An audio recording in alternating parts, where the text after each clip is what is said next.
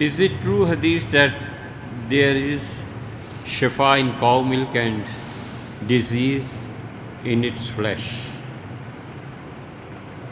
یہ جتنی بھی احادیث طب کے باب میں رسول اللہ صلی اللہ علیہ وسلم سے نقل کی گئی ہیں، ان میں سے اکثر و بیشتر ایسی ہیں جو لوگوں نے گھڑی طب کے باب میں۔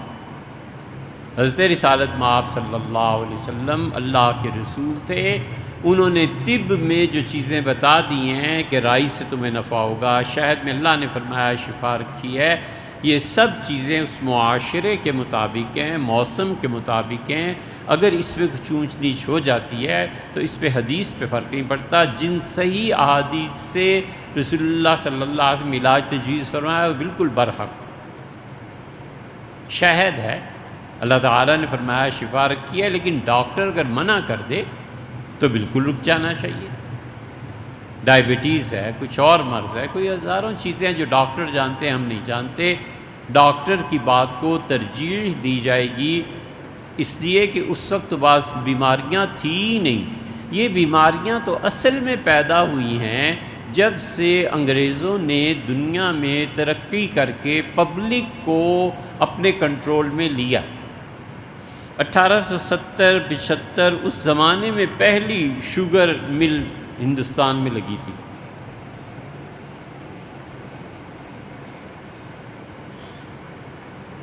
اس وقت کے علماء کہتے تھے کہ شوگر کا استعمال ممنوع ہے۔ یہ تو اللہ کا شکر ہے، ابھی دین کے جو مخالف اور ملحد ہیں انہیں نہیں پتہ کہ یہاں کہاں لکھا ہے۔ اگر ان کی نظر سے گزر جاتا تو اب تک مولویوں کی اور شامت ہے کہ تم تو کل تک چینی کی بھی مخالفت کرتے تھے، تم تو کہتے تھے چینی بھی نہ کھاؤ اور چینی حرام ہے، تم وہی ہو۔ اس وقت کے علماء نے کہا شکر استعمال کرو اور گڑ استعمال کرو، اور انہوں نے جو وجوہ گنوائی ہیں اس پہ اب بھی غور کرنا چاہیے۔ انہوں نے کہا یہ ہماری لوکل چیز ہے، مٹھاس کے لیے استعمال ہوتی ہے، ہمارے خون میں شامل ہے، اور نسلوں سے ہم شکر اور گڑ استعمال کرتے ہیں، اور جو چیز جس علاقے میں پیدا ہوتی ہے اللہ تعالیٰ اس کو دیتے ہیں تو وہ اس میں بہت سی برکات اور شفا شامل ہوتی ہے، یہ استعمال کرو، چینی کو چھوڑو۔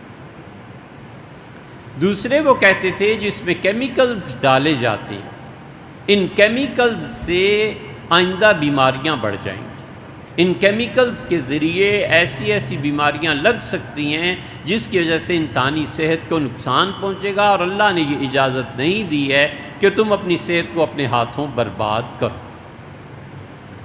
اب سمجھ آتی ہے 150 سال کے بعد کس چینی سے کتنی بیماریاں اور کیمیکلز سے کیا کیا چیزیں نکلتی ہیں اور بنتی ہیں، اور انسان جوانی میں ہی بیچارہ کہاں سے کہاں پہنچ جاتا ہے۔ اب سمجھ آتی ہے۔ تو اس وقت لوگ کہتے تھے دیکھو مولوی ہر چیز کی مخالفت نہیں، یار کچھ سوچ سمجھ کے بات کرتے تھے۔ تو اس لیے یہ جو آپ نے کاؤ گائے کے متعلق پوچھا ہے، حضور اقدس صلی اللہ علیہ وسلم سے یہ روایت ثابت نہیں ہے۔